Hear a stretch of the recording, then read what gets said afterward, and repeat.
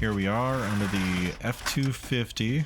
We are doing a transfer case fluid change. Throwing down some cardboard, getting my catch pan put in place. So we got a skid plate that protects the transfer case, and that is in the way for the fluid to drain. It can be taken off, depending on the state of the rust on your truck. Mine's not bad. It'd be pretty easy to take off without risk of breaking anything. But as you see, there's 2 holes in the bottom, and that allows water to drain as you're normally driving it. So what I'm going to do is plug the driver's side hole and let everything drain down through the passenger hole into the catch pan. And then I'm just going to spray the hell out of it with brake clean and get it all nice and cleaned up. Just packing a blue shop towel in that driver's side hole. You can see cast into the transfer case housing. Absolutely do not use impacts here. This is an aluminum housing and you can crack it. That would be a very bad day. Hand tools only. You have 2 plugs. The top one is the fill plug. The bottom one is the drain plug. Break that fill plug loose first. You want to make sure that this thing comes loose before you drain the whole transfer case and realize you can't fill it because maybe your fill plug is stuck. Checking the level, I was a little bit low on fluid. Wasn't bad, but a little low. I put the top plug back in, thinking maybe it would create a vacuum and kind of slow the flow when I pull the drain plug. Yeah, it didn't work, so it still flowed awfully quick.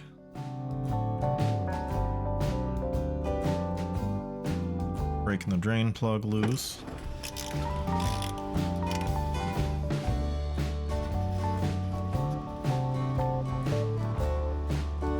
And yeah, that is flowing awfully quick. And the other thing is, that was dark, really dark. A little concerning, honestly.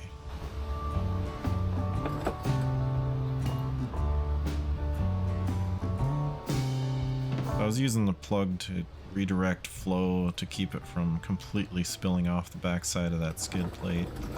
I was kind of thinking at this point, I really should have thrown some aluminum foil down or gotten a short, aluminum foil pan instead of dirtying up the entire skid plate. But too late now. Maybe next time.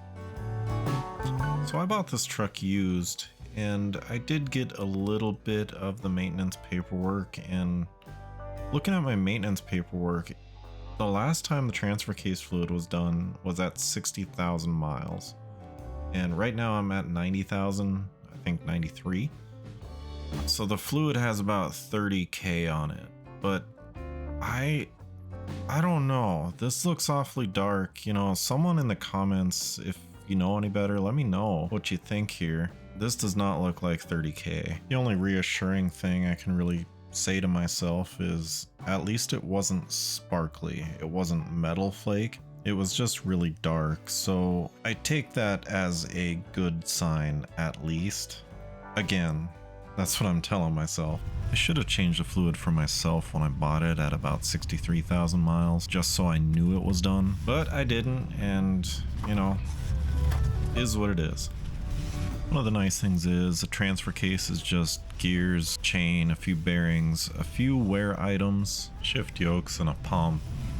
Hopefully you don't see a video pop up on a transfer case rebuild on a Super Duty.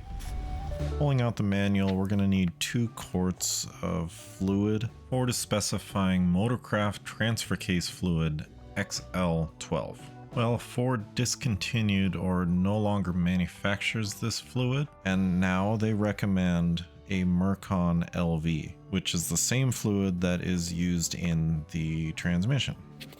I also wanted to show that in my manual, the 2015 F250 with the 6.2 4-wheel drive, all that good stuff.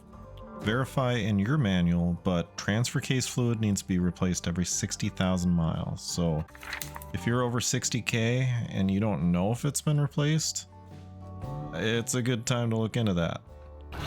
Got 2 quarts of fluid here. I'm gonna throw a little adapter on top. You can use a funnel or you can use a little pump that you can put on here. There's a good amount of room underneath mine, at least, that this works just fine. Back under the truck, getting the brake clean ready. I'm using thread sealant on the plugs. Motorcraft does make their own thread sealant, but I got this Permatex floating around the shop. Should work just fine.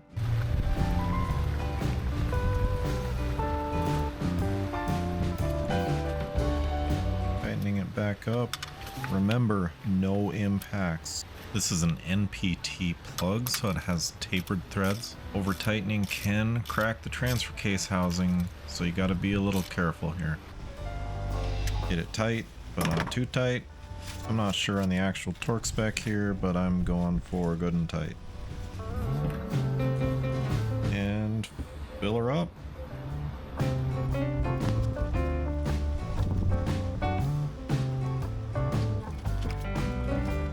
One quart down, on at the second. Ended up pulling the hose off my adapter there, it just kept kinking and had plenty of room to manipulate the bottle, get all the drops out. Emptied the second quart and realized I'm not quite full yet. I want to see a little bit of fluid dribble out that fill port. So opened up a third quart, kept going until I saw that little dribble.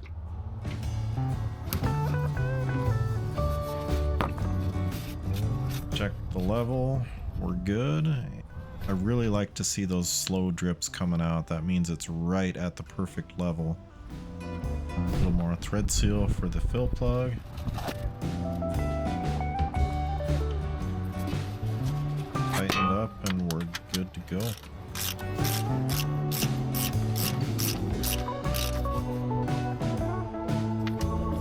I'm just gonna go ham with some brake clean. The Sure Shot was about half filled with brake clean. I'm just gonna empty that out.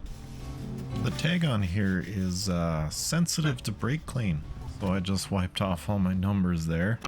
Luckily I got this video and a bunch of pictures so I know what my numbers are, so be careful there. Cleaned up pretty nice, no leaks so far. Gonna take it on a quick test drive, get it heated up, and check if we developed any leaks.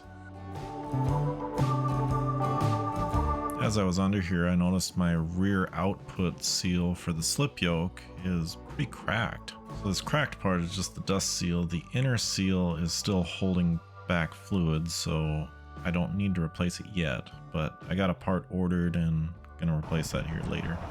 Ran a quick couple mile test drive, made sure to flip on 4x4 so we can get everything moving in there, get it heated up nice. Back home, no leaks, and we'll call this job done. I'm going to be doing the rest of the drivetrain fluids in the upcoming videos here, you know, front and rear diff, also a transmission filter change out and an ATF fluid drop. If you found this helpful or interesting, please leave a like, please leave a comment. It'd be really cool if you subscribed. Thanks for watching all the way to the end here, and we will see you on the next one.